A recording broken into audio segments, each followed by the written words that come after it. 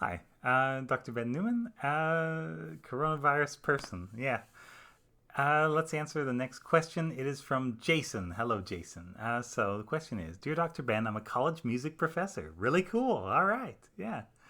Obviously, music comes with its own set of challenges. Yeah, for sure. But I have a question regarding my classroom courses. I'm trying to minimize how much paper goes back and forth. Okay.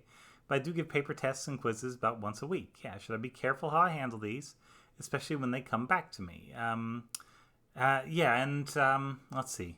I don't know which aspect you're teaching, but going back to music theory in college, I thought we were quite often given a little chunk of a score, and you would have to like annotate it, mark it up where the changes are or what's going on in certain things. So I don't know a particularly graceful way to do that that would work on everybody's different laptops and cell phones.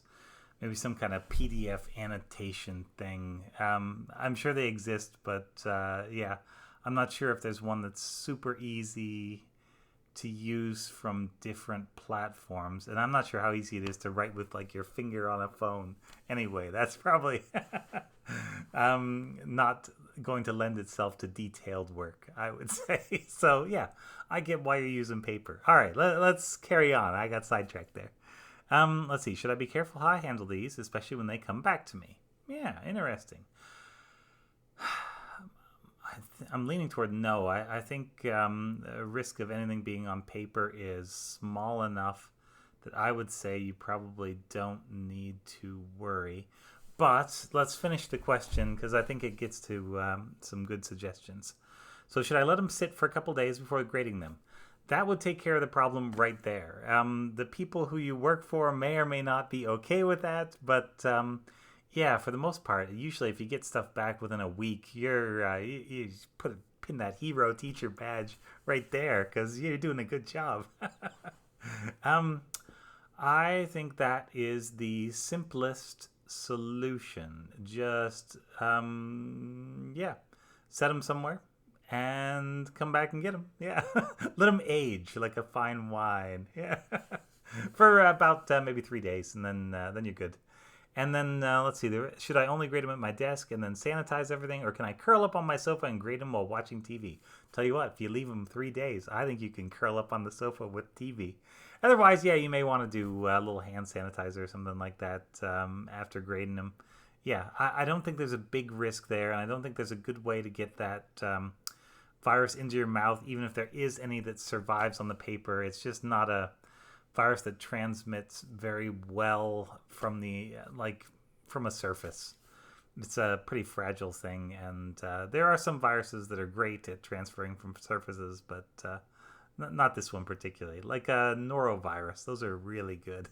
The ones that give you winter vomiting disease, or what we used to call the cruise ship disease. Although I think people are going to associate cruise ships with COVID from now until forever, which is a shame because cruise ships were nice. Oh well. Oh well.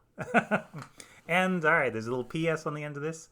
On a related note, are you teaching face to face? Heck no. And do you have any personal recommendations in this regard? Don't do it. Yeah.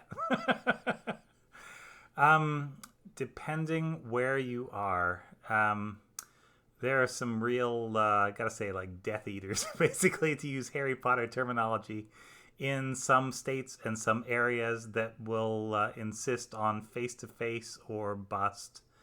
And yeah, try and minimize that as much as possible. The another way around it is to use a thing called a hybrid format, which was very trendy recently, where you teach most of it online, but have like one token thing that's in person, which appeases yeah, the gods of COVID, I guess, of more COVID anyway. And so that's reasonable. How I'm doing it is with a lot of live Zoom, and I set it up in such a way that everybody gets a point for showing up for the Zoom, and they get another point if they contribute something useful during the Zoom. And yeah, I make that like 15-20% of the grade if I remember right. So It encourages interactivity, and I think with that you can still tell jokes and get some stuff across and get answers. Although I have to say, yeah, the kids of today, I'm putting my old person hat on, are not fast typers, and a lot of them are trying to type on a mobile phone, and it's slow work. But you can get them fired up and you can get them going, I think. And it feels like I am connecting at least with some, but I think there are some others that are just not engaging because it's not in person. But remember, there are people that don't engage even when you are in person. Yeah, so I don't know. It's enough shop talk, right? Yeah, avoid those face-to-face classes as far as you can. Something like a piano lesson, though, I figure you've got to be in there face-to-face, or whatever lesson you're giving. In that case, I would say either you're both wearing masks if it's like percussion or one of the string instruments. That's fantastic. If you're one of the unlucky ones and it's a wind instrument, then there is going to be some risk there. And boy, you can be in that room with a mask, but there's going to be exposure if the student is, or you, yeah, are positive. And so that's risky. I don't know. Yeah, that's a tough one. Interested to hear how you're going to figure it out. If you care to share, I would love to know. Yeah.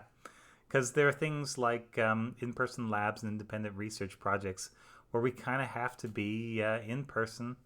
And as long as people can keep their masks on, you're limiting the contact time and yeah, just opportunity for exposure. I think those can work. But yeah, like blowing a flute, boy, that's a tough one. Yeah. So anyway, that's enough. Thanks very much. This has been Ask Dr. Ben.